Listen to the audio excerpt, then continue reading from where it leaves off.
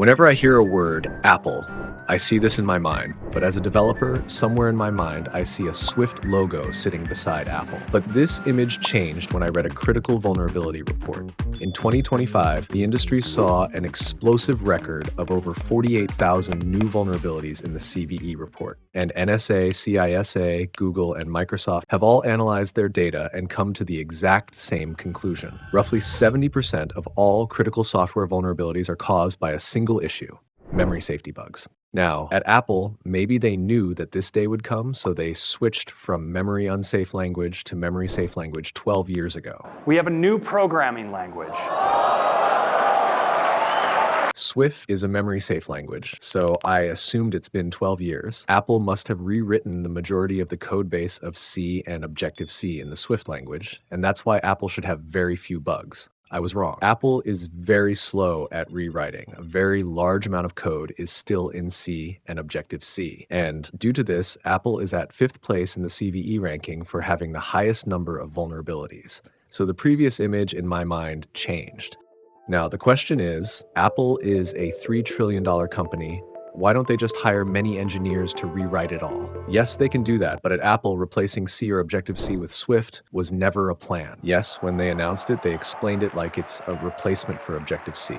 But with time, it was clear that Swift will handle all the new development and old code will remain the same. I believe that the main reason for not removing legacy code is that C and Objectiv-C still offer predictable performance, and for hardware connection, C is probably the best option for us. That's why they are not removing the older code. The second reason is historical.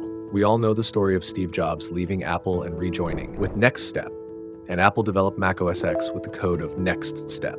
Not only macOS X, but also current macOS also contains things like column file browsing, app bundles, etc., which were parts of NeXTSTEP OS 30 years ago. The important thing is the NeXTSTEP was developed using C and Objectiv-C, and as we can see, current macOS is dependent on old NeXTSTEP code. So it's like a domino effect. If something fails on that, there will be new unknown problems. So as wise and experienced developers always say, if it works, don't touch it. So we will not touch the legacy code, but what about the Swift code? For years, many Swift frameworks were actually just C code with a cover of Swift code. For example, the foundation framework of Swift. There are two different versions, Swift Corelibs Foundation and Swift Foundation. And if we look at Corelibs Foundation, it contains 63% C code base and 35% Swift. But Corelibs is a legacy version launched in 2016, while the other one is a pure modern Swift, built from scratch in the year 2023. Now, you might be thinking this framework is written in Swift, right? No, while 75% of code is written in the Swift language, it still contains 24% of C code. So a rewrite is not a rewrite, but maybe in a few years we will see 100% Swift code in those frameworks. Similar to Swift Collection or Swift Numeric, which are completely written in the Swift language.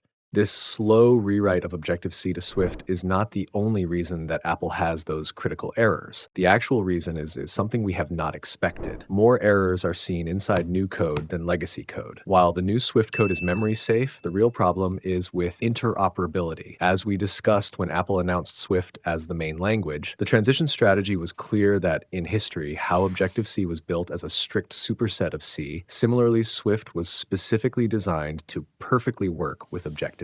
While this was helpful for developers to adopt Swift slowly and safely. But there was a big problem. Because it was so easy to mix the languages, Apple engineers could easily bridge old Objectiv-C code into Swift projects instead of rewriting them from scratch.